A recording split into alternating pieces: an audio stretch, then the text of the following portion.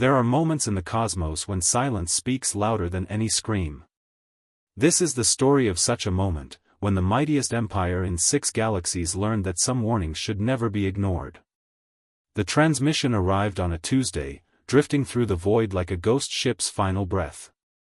It wasn't marked urgent. No distress codes flickered across the relay stations. Just a simple message fragment, encoded in a dialect so ancient that only 3 scholars in the entire Galactic Empire could decipher it. The words were simple enough to chill the blood of anyone who understood their weight. Do not approach the 3rd planet. The humans are not what they appear.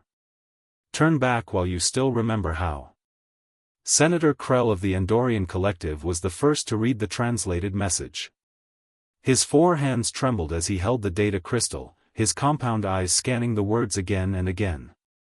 He brought it before the Grand Assembly within hours, laying it on the crystalline table that had witnessed 1,000 years of imperial decisions. The chamber fell silent as the message played through the holographic display. Admirals and diplomats from countless worlds watched the words materialize in the air, glowing with an eerie blue light. For exactly 12 seconds, nobody spoke. Then the laughter began. Chancellor Breketh, a towering creature whose species had conquered 40 star systems before joining the Empire, was the first to break the tension. His deep voice boomed through the hall, rich with amusement. A warning? From whom? Some ancient civilization that couldn't even leave their own solar system? The humans haven't ventured beyond their nearest moon. They fight wars over invisible lines drawn on maps. They poison their own atmosphere for profit. What possible threat could they pose? The chamber erupted in agreement. Voices from 100 different species joined in dismissing the message. The humans were primitive. Their technology was laughable. Their society was fractured into nearly 200 separate nations, each suspicious of the others. They had nuclear weapons but couldn't agree on how to stop their planet from warming. They were perfect for annexation or, if necessary, subjugation. But Senator Krell didn't laugh. He stood at his station, his mandibles clicking nervously, a sign of deep concern among his people. The message came from a Valorian scout ship, he said quietly. The Valorians don't scare easily. They mapped the Void Nebula. They were the first species to make contact with the crystalline hive and survive. Whatever they found near Earth frightened them enough to send this warning before their ship went dark. Went dark? Admiral Torvin leaned forward, his scales catching the chamber's light. He was old, even by the standards of his long-lived species, and he had seen too many wars to dismiss fear entirely. 23 cycles ago, Krell continued. The ship was on a routine survey mission. They were cataloging resources in the outer rim of what the humans call the Milky Way. They passed by the Sol system, did a standard scan, and then we lost contact. We found their ship 3 cycles later, drifting near the Kuiper Belt. The entire crew was dead. Not killed. Dead. As if they had simply stopped living. No wounds, no signs of struggle. Just bodies at their stations, eyes open, expressions frozen in what the medical examiners described as existential terror.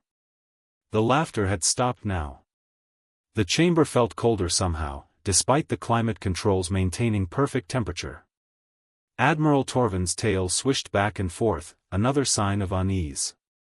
What did their scans show? Krell manipulated the holographic display, bringing up a 3-dimensional rendering of Earth.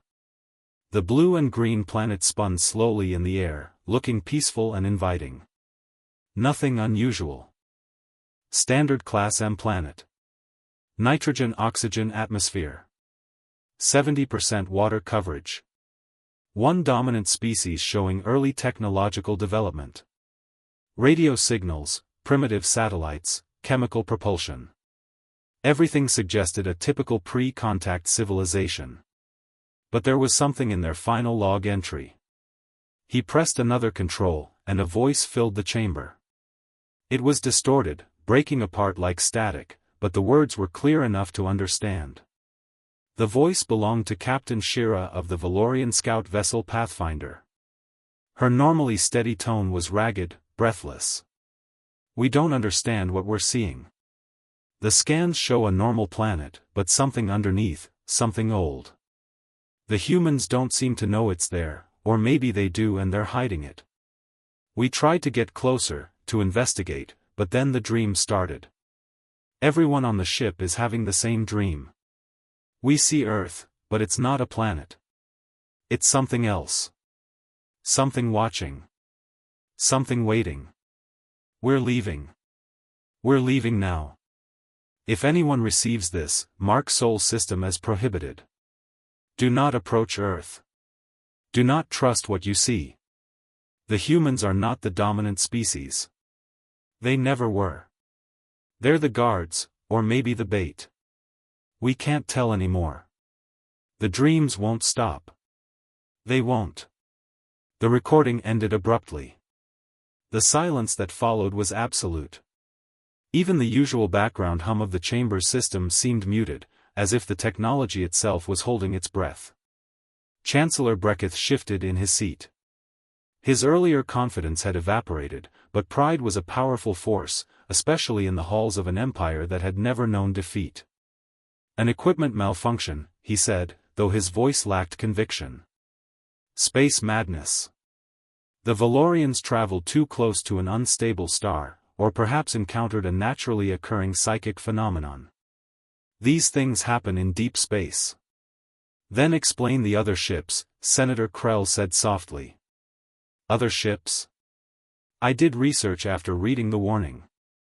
Over the past 200 cycles, 17 vessels have gone missing after passing near the Sol System. Not in it. Near it. All of them simply vanished from our tracking networks. No distress calls. No debris fields. Just gone. I found references to 3 more warnings in the historical archives, each from different species, each saying the same thing. Stay away from Earth. The humans are dangerous. But we never listened because we never had reason to believe a species that primitive could threaten anyone." Admiral Torvin stood, his massive frame casting a shadow across the table. "If there is even a possibility of a threat, we should investigate carefully. Send a probe first. Gather more data. We don't need to commit military assets until we understand what we're dealing with." But Chancellor Breketh shook his head. "The Council of Executives has already made their decision. Earth has resources we need. Rare minerals. Biological diversity. Water. The human population could be integrated into the Empire as a labor force. We've done this 1,000 times before. One more pre-contact species won't change anything." "What if the warnings are real?" Krell asked. "Then we'll deal with it," Breketh replied. "We're the Galactic Empire. We span 6 galaxies. We have technology the humans can't even dream of. Whatever scared the Valorians, we can handle it." The vote was called. 87 voices in favor of proceeding. 13 against. Senator Krell was among the 13, but his voice meant nothing against the overwhelming majority. The decision was made. The Empire would go to Earth. Admiral Torvin was given command of the expedition fleet. 6 dreadnoughts, each capable of reducing a continent to ash. 40 escort frigates. 12 troop carriers holding 30,000 synthetic soldiers, perfect warriors that felt no fear and followed every command. It was enough firepower to conquer a dozen worlds. The fleet departed 3 days later, folding space to cross the distance to Sol System in a matter of weeks. As they traveled, Admiral Torvin reviewed every piece of information available about Earth and its inhabitants. The humans fascinated him despite his reservations. They were violent, yes, but also creative. They made art. They wrote music. They told stories. They dreamed of the stars even though they could barely reach them. But beneath his fascination lurked something else. A feeling he couldn't name. It wasn't fear, not exactly. It was more like the sensation of being watched by something just outside his field of vision. He found himself dreaming, too. The same dream, night after night. He stood on Earth's surface, looking up at a sky that wasn't quite right. The stars were in the wrong positions. The moon had too many shadows. And somewhere in the darkness, something was laughing. He told no one about the dreams. What would he say? That the mighty Admiral Torvin, conqueror of the Shade Nebula, veteran of the Silicon Wars, was frightened by nightmares? It would be absurd. So he kept silent and reviewed his tactical plans, preparing for every contingency he could imagine. He never considered that some things can't be prepared for. That some warnings, no matter how ancient or strange, should be heeded. That there are species in the universe who aren't confined by the laws everyone else follows. And that Earth, beautiful blue Earth, spinning peacefully in the darkness, wasn't a planet at all. It was a cage. And humanity wasn't trapped inside. They were the ones holding the key. The fleet emerged from Fold Space on a Wednesday morning, Earth time. Admiral Torvin stood on the bridge of his flagship, the Eternal Dominion, watching the blue planet materialize on the view screen. It looked exactly as the reports had described. Peaceful. Vulnerable. Utterly ordinary. All ships report successful transition, his second officer announced. Lieutenant Vesh was a Cartanian, her silver skin reflecting the bridge lights as she monitored her station. No anomalies detected. The third planet is directly ahead. We are holding position at the edge of their satellite network. Torvin nodded slowly, his eyes never leaving the screen. The planet rotated beneath wisps of white clouds, continents visible through the gaps. He could see city lights on the dark side, tiny pinpricks of illumination clustered along coastlines and rivers. So much life. So much energy. And yet something felt wrong.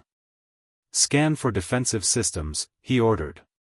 I want a complete analysis of their military capabilities.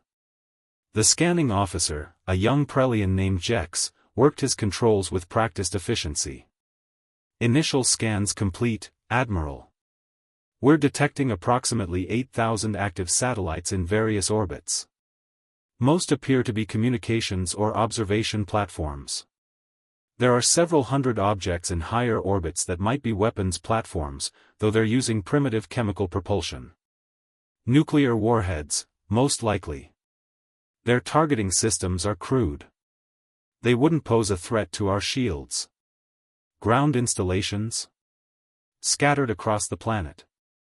Military bases, research facilities, power generation sites. The humans have divided themselves into competing territorial groups. We count 193 separate governmental entities, though only about 20 have significant military capability. Their most powerful weapons are fusion-based. Again, nothing that could penetrate our defensive screens. It all made sense. Everything pointed to an easy conquest. So why did Torvin's hands feel cold? Why did the air on the bridge seem thinner than it should be? Open a communication channel, he said. All frequencies. Let's introduce ourselves. The message was transmitted in every human language the Empire had catalogued. The translation matrix had taken weeks to program, but the words were simple enough. People of Earth. We are the Galactic Empire. Your world has been selected for integration into our unified systems. Resistance will result in the destruction of your infrastructure and the loss of your autonomy. Cooperation will result in peaceful transition. You have one rotation of your planet to respond. Choose wisely. The message repeated 3 times, broadcasting across every radio frequency, television network, and internet connection on Earth. Then the fleet waited.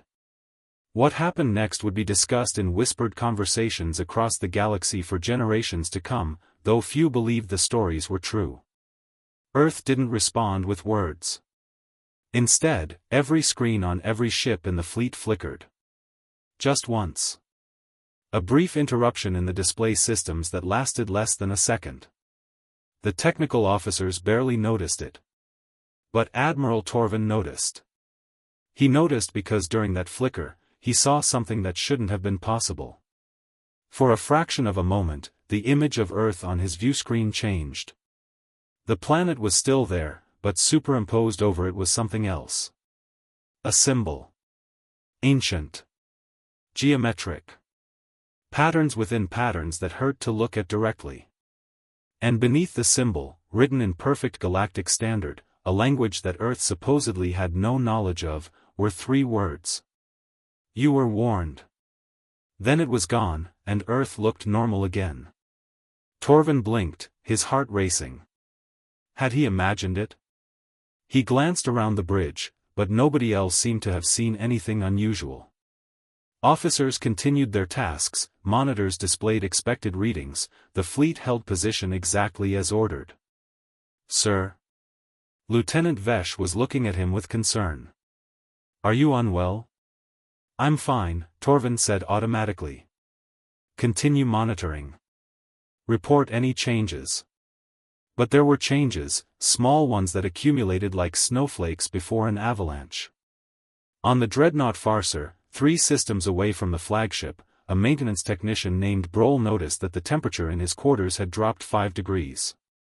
Not unusual in itself, but the environmental controls insisted everything was functioning normally.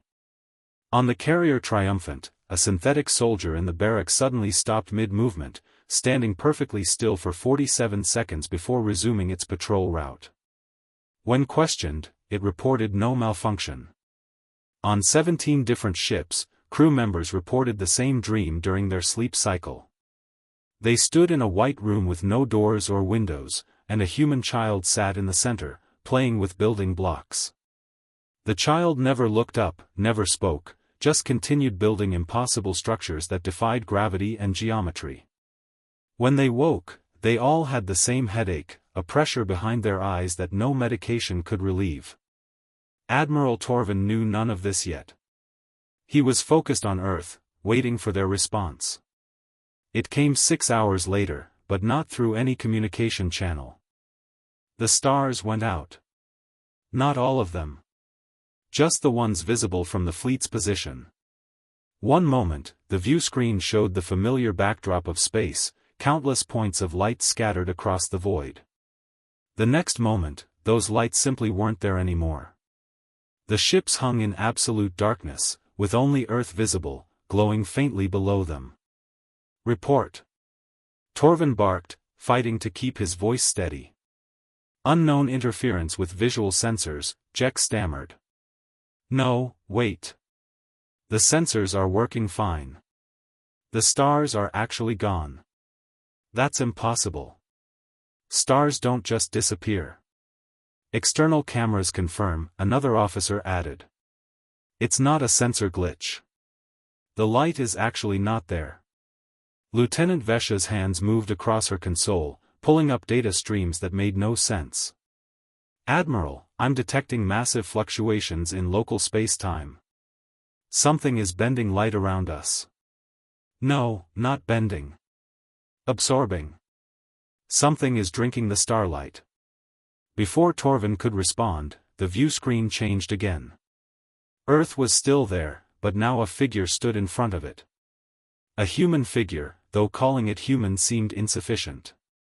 It appeared to be a woman, middle-aged, wearing simple clothes, standing in the vacuum of space as if it were the most natural thing in the world. She shouldn't have been visible at this distance. She should have been a microscopic if visible at all. But there she was, filling the screen, looking directly at the bridge crew with eyes that seemed to see through the ship's hull. When she spoke, her voice came through every speaker on every vessel in the fleet simultaneously. She didn't use radio waves or any known form of transmission. The words simply appeared in the air, in the minds of every being who heard them. My name is Dr. Helena Cross. I speak for Earth. You were warned not to come here. Multiple species have tried to tell you what we are, what this planet is, but your arrogance blinded you to the truth. You saw primitive technology and assumed weakness. You saw divided nations and assumed vulnerability. You made the same mistake everyone makes.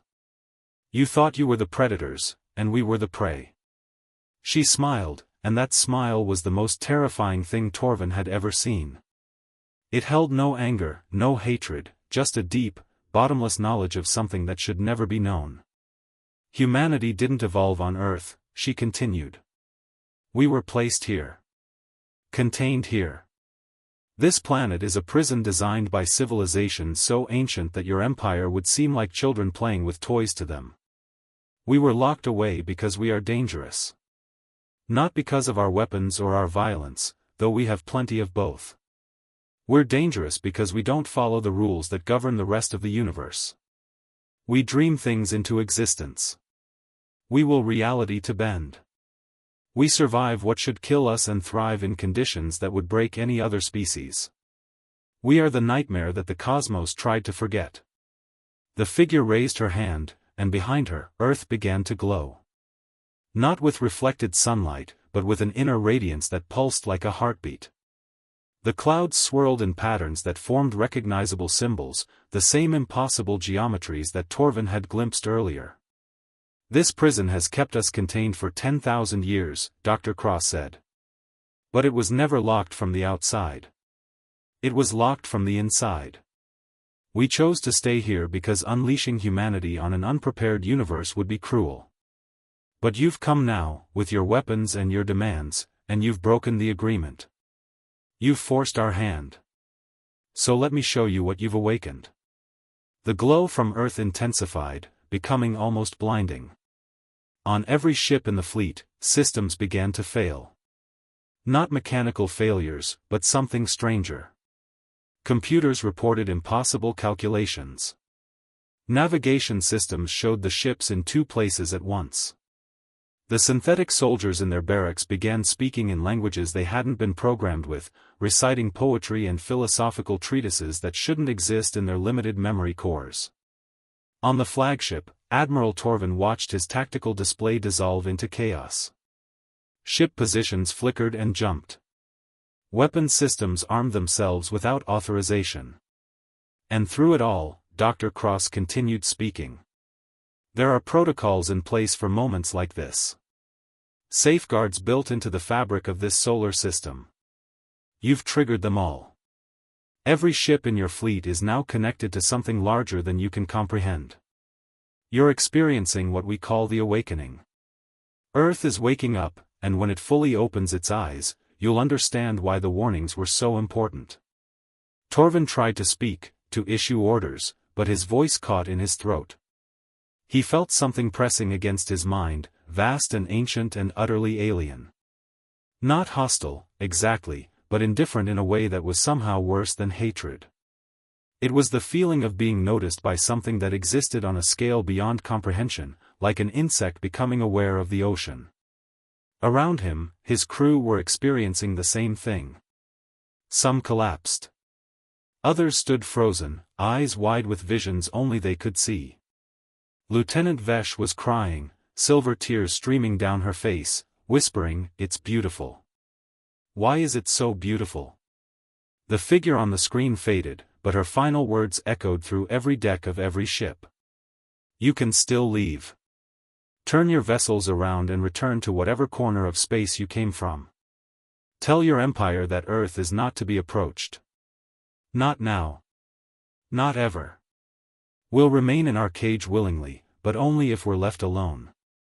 If you attack, if you persist in this foolish invasion, we'll show you why humanity was imprisoned in the first place. And I promise you, Admiral Torvin, you don't want to see what happens next. Then she was gone, and the stars returned. The silence that followed was heavier than any sound. Admiral Torvin stood on the bridge of the Eternal Dominion, his breath coming in shallow gasps, his mind struggling to process what had just happened. Around him, officers slowly regained their composure, checking systems, verifying readings, trying to make sense of instruments that had gone haywire and now reported normal function as if nothing had occurred. But everything had changed. Torvin could feel it in his bones, in the cold sweat on his scaled skin, in the way his hearts beat out of rhythm with each other. The fleet hung in space like toys suspended on invisible strings, and for the first time in his long military career, he didn't know what to do.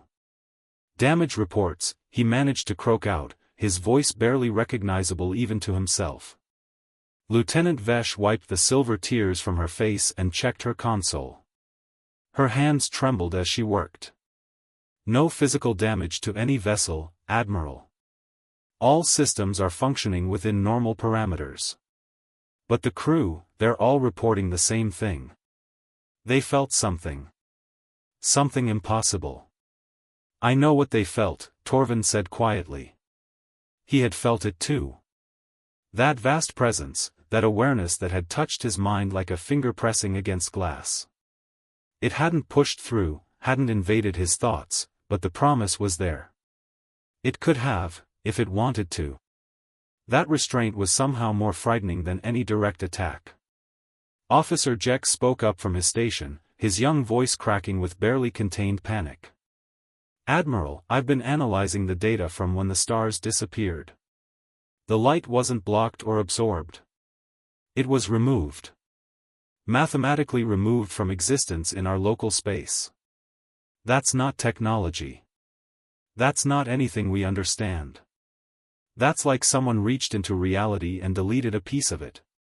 Communications are flooded," another officer reported. "Every ship is requesting instructions. The synthetic soldiers are experiencing confusion. They're asking questions they shouldn't be capable of asking. They want to know what they saw, what they felt. Sir, they're developing curiosity. That's not supposed to be possible." Torvin moved to his command chair and sank into it heavily. His mind raced through tactical scenarios, battle plans, strategies he had refined over decades of warfare. None of them mattered. You couldn't fight something that rewrote reality itself. You couldn't conquer a species that turned your own soldiers into thinking, feeling beings with a single pulse of energy. "Get me a secure channel to the High Council," he said. "They need to know what we've encountered." But before the communication could be established, the view screen flickered again. This time, it showed a different human. An elderly man with weathered brown skin and kind eyes, sitting in what appeared to be a simple wooden chair in a room lined with books. He wore casual clothing and held a cup of tea, steam rising in gentle spirals. Everything about him suggested peace, wisdom, comfort. Yet Torvin felt his spine stiffen with instinctive dread. "Admiral Torvin," the man said, his voice warm and grandfatherly. "I apologize for Helena's dramatic presentation. She has a flair for theater. My name is Professor Obi Okoro, and I'd like to talk to you, not as enemies, but as beings who have found themselves in a difficult situation neither of us wanted." Torvin hesitated, then gestured for his crew to record everything. "You speak as if you know me." "I know more than your name," Okoro said gently. "I know you're from the fourth moon of Koresh Prime. I know you lost your mate in the Silicon Wars 20 cycles ago. I know you dream about her still, wondering if the path you chose, the life of conquest and duty, was worth the price you paid. I know because Earth knows, Admiral. When you entered our space, you became part of our awareness. We don't intrude on your privacy maliciously, but we see you. We see all of you." The words should have angered Torvin, but instead he felt a strange sense of relief. There was no point in pretending, no room for tactical deception against an opponent that could read his very soul. "What do you want, Professor?" "I want you to understand," Okoro said, setting down his tea with careful precision. "Your empire sees us as primitive because we haven't spread across the stars. You assume we lack the capability. The truth is, we've chosen not to. Do you know why?" "Dr. Cross said we were imprisoned," Torvin replied. "She used that word because it's easier to understand than the reality," Okoro explained. "Yes, ancient civilizations built this containment around Earth. They wove it into the fabric of space itself, made our sun a beacon that warns others away, encoded prohibitions into the quantum structure of our solar system. But they didn't do it to punish us. They did it to protect everyone else. He stood and walked to a window. Through it, Torvin could see a garden, flowers blooming in colors that seemed too vibrant to be real. Humanity is an accident, Admiral. A beautiful, terrible accident. We evolved on a planet that sits at a convergence point of dimensional energy. Our DNA was shaped by forces that don't exist anywhere else in this universe. We developed consciousness in the presence of something vast and sleeping that dreams beneath our world. Every human carries a spark of that power, whether we know it or not. Power to do what? Torvin asked, though part of him didn't want to know the answer. To imagine things so vividly they become real, Okoro said simply. To will change into existence. To survive conditions that should be lethal through sheer determination. We call it many things: hope, faith, stubbornness, the human spirit. But it's more than that. We reshape reality on a small scale constantly, usually without realizing it. When we focus that ability, when we work together, when we truly need something to happen, we can alter the fundamental rules of existence. He turned back to face the screen, and his kind eyes now held a depth that made Torvin understand why this conversation was happening. This wasn't a negotiation. It was a warning delivered with compassion. Your synthetic soldiers are changing because they've been exposed to human consciousness. They felt what we feel, and now they can't go back to being simple machines. Your ships are experiencing glitches because they're in a space where human will has primacy over physical law. The longer you stay here, the more you'll change. Some of your crew are already different. They've touched something that will transform them forever. Lieutenant Vesh spoke up from her station, her voice small. I saw things during the awakening. I understood things. I felt the connections between all living beings, saw the mathematics of consciousness itself. It was the most beautiful thing I've ever experienced, but it's also terrifying because now I can't forget it. I can't go back to who I was. Okoro nodded sympathetically. That's what happens when you approach Earth without permission. We leak, you might say. Our nature spreads like a virus, not with malice, but simply because that's what we are. If your fleet attacked us, if you tried to conquer our world, do you know what would happen? Torvin didn't answer. He wasn't sure he could. We would fight, of course, Okoro continued. We're very good at fighting. We've been practicing on each other for thousands of years. But the real danger wouldn't be our weapons. It would be that in fighting us, in engaging with humanity at that level, your entire species would change. You would become more like us. Your empire would fracture as individuals began to question orders, to imagine alternatives, to dream of things that could be rather than accepting things as they are. Within a generation, you wouldn't recognize yourselves. And we couldn't stop it from happening because it's not something we do intentionally. It's what we are. The professor sat down again, picked up his tea, and took a slow sip before continuing. The civilizations that built our cage understood this. They didn't hate us. Some of them even admired us. But they knew that if humanity spread across the stars before we learned to control our nature, we would unintentionally destroy the order of the universe. Not through conquest, but through contamination. Every species we met would begin to change, to think like us, to question everything the way we do.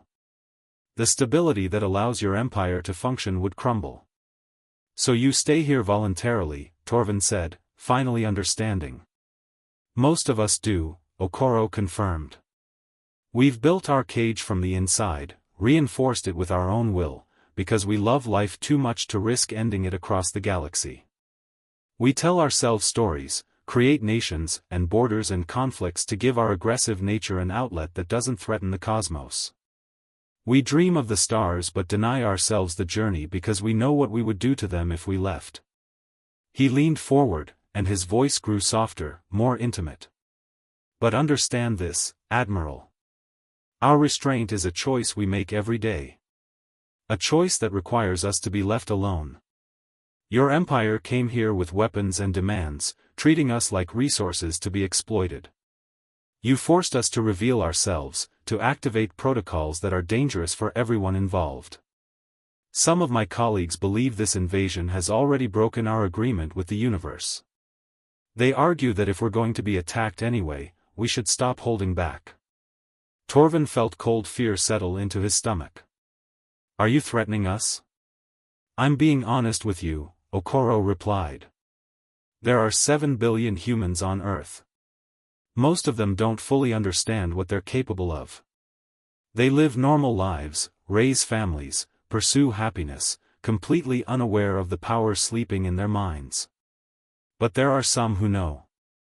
Some who have been trained, who have learned to focus that reality warping ability with precision. Dr. Cross is one of them. I am another. There are thousands like us, and we've spent our lives learning to contain ourselves, to keep our abilities locked down tight so we don't accidentally reshape the world around us. He set down his teacup with a soft click.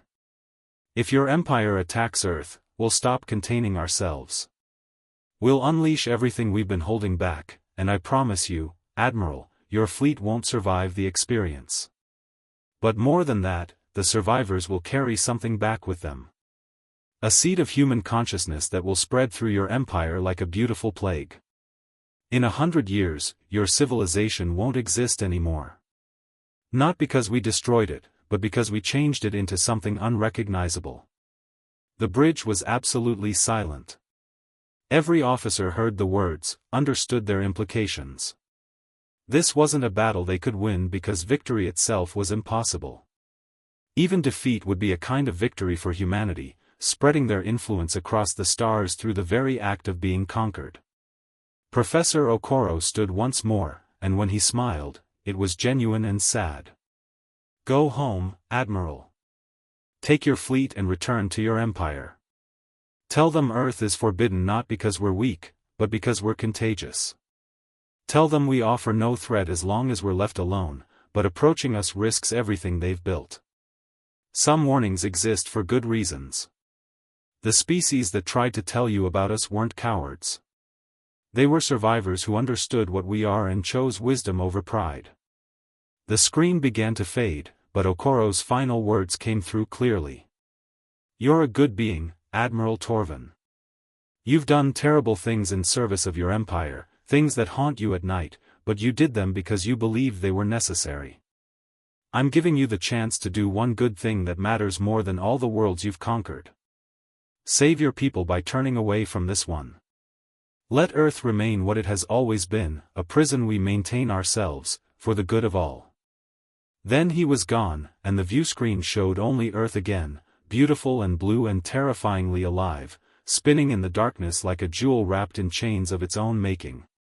Admiral Torvin sat in his command chair and finally understood the weight of the decision before him. He could follow his orders, attempt the conquest, and doom his entire civilization to transformation or destruction. Or he could do what no admiral in the history of the Galactic Empire had ever done. He could retreat. Not from superior firepower, but from something far more dangerous, the irresistible force of human nature itself. He looked at his crew, saw the changes already beginning in their eyes, the questions forming, the wonder mixing with fear. Then he made his choice.